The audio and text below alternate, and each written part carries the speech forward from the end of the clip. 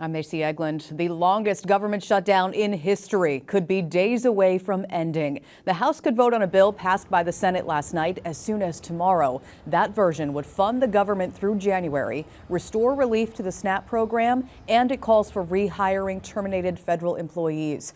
President Trump says he will sign the bill once Congress passes it.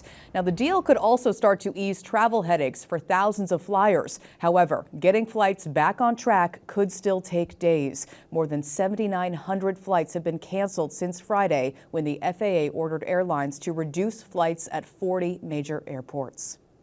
Calverton National Cemetery has canceled its Veterans Day ceremony today because of the shutdown and a lack of funding. Maintenance workers have been furloughed. Local stores and restaurants are offering vets and active military members special deals to thank them for their service. That includes Starbucks and Dunkin'. Go get your coffee. The Long Island Game Farm and Long Island Aquarium, Home Depot, and the Olive Garden. For a full list, go to our website, newsday.com. Stony Brook Medicine has opened a new clinical trials unit. The facility in Comac will work to combat Alzheimer's and cancer. It will begin screening patients and administer cutting-edge treatments in the coming weeks.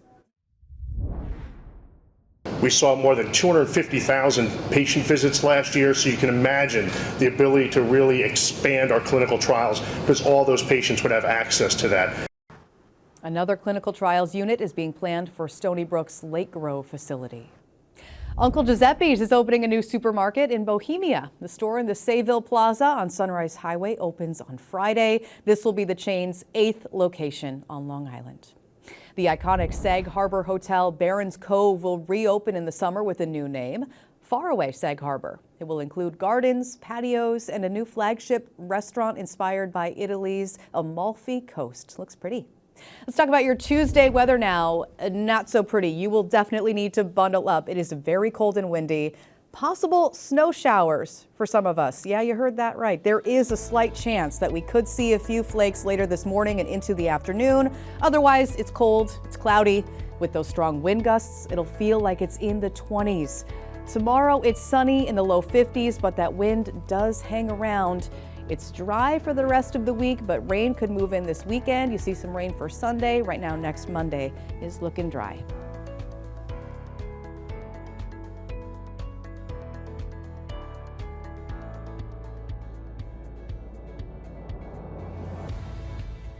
Long Island weather is brought to you by PTRC.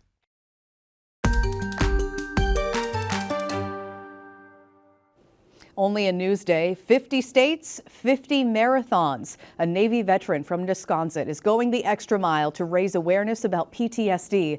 Our Virginia Huey has that story.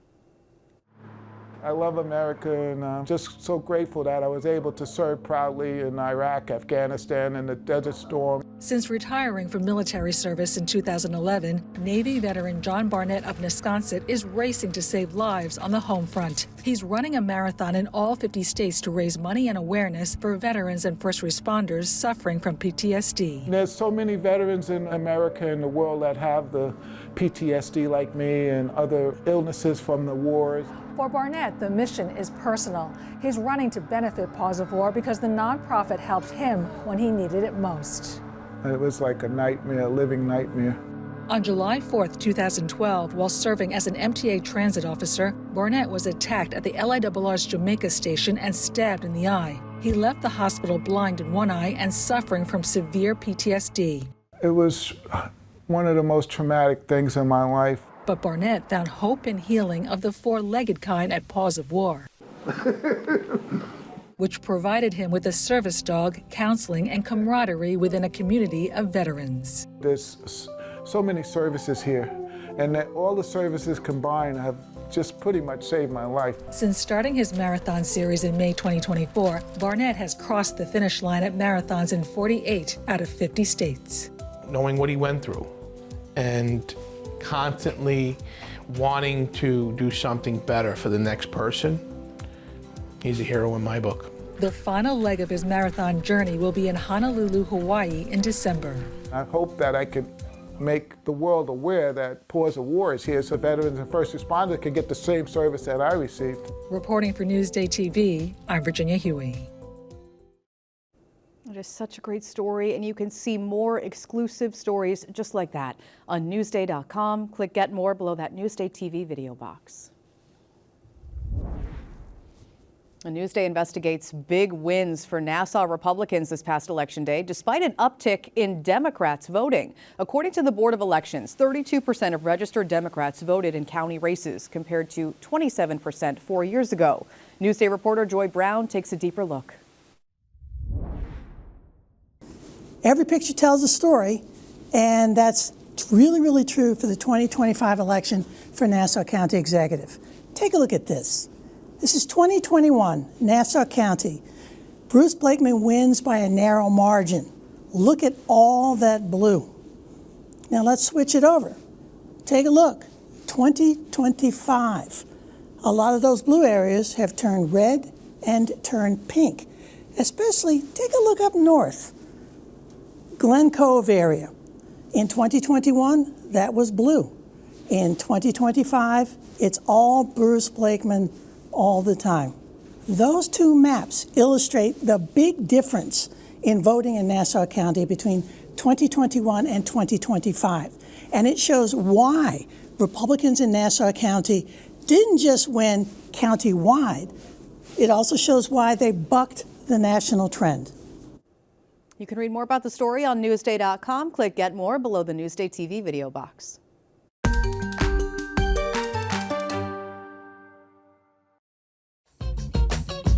The barroom at the Beekman Hotel in Fidei is the perfect place to start your day with a latte, read a book, and look up at the beautiful atrium. Because these are New York City hotels where you don't have to spend the night to enjoy. This is the Museum of Street Art located at Citizen M Bowery, and this is going to be 20 flights of street art. Let's do it. Each landing is a new burst of color. That's awesome. It's so unique because you're getting such an up-close look at this art, and it's insane. Telling a story of the Lower East Side's vibrant art scene. 14 more to go. Let's add our own tag.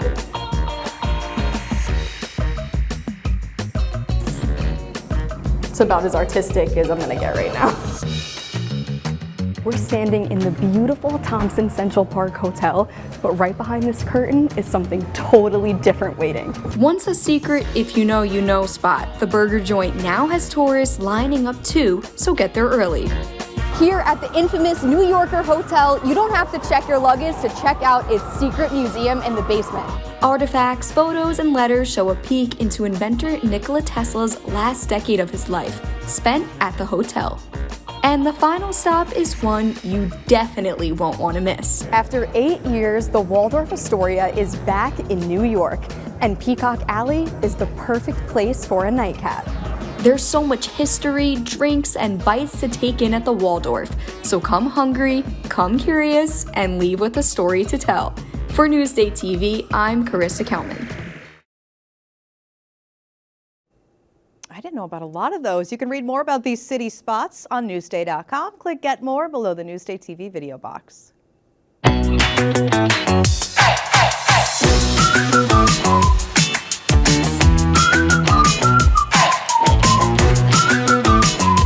You ever wonder who puts up some of your favorite holiday lights?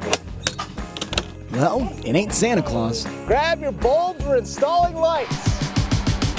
I'm never getting down from here. Today we're looking at some of the holiday helpers who spend the season climbing ladders and clinging to gutters. Hi, my name is Stasia McKenzie. I'm the owner of Island Illuminations. We've been doing this for 5 years, and we just love bringing everybody's imagination to life. And you guessed it, if you want a spot on this green team, you better get used to big heights and long hours. Can't be afraid of heights. That's number one. Number two is long hours, 10, 12 hours a day. Not only that, you have to be jolly and scrappy. Hook my foot. There we go. There we go. Nice. Fourth try. Pinch the wire. Okay. Slide this right on. Perfect. That was it? That's it. That was way easy. Luckily, I, of course, am a natural. How's the spacing looking? Is that good? Done. Was it 20 more houses to go? Now, although height is a huge factor, speed is also important. because seasons only last so long, and with more than 300 houses on the Lighty list. We call it November because there's no days off in November. But if you're willing to grind, grasp, and even glow some garland, you might just make it as a holiday light installer. Best part about the job is making people happy, making the homeowner really happy. They love to see their end result. Even if it means your life depends on it. What's the hardest part? When there's a steep house. Oh. The steep pitch roof. Yeah. So you gotta try and hang on. For dear life? For dear life. That'll get you in the holiday spirit, right? Yeah. Ken Bufa, Newsday TV. You can see more LA Work segments on our website, newsday.com. Click Get More below that Newsday TV video box.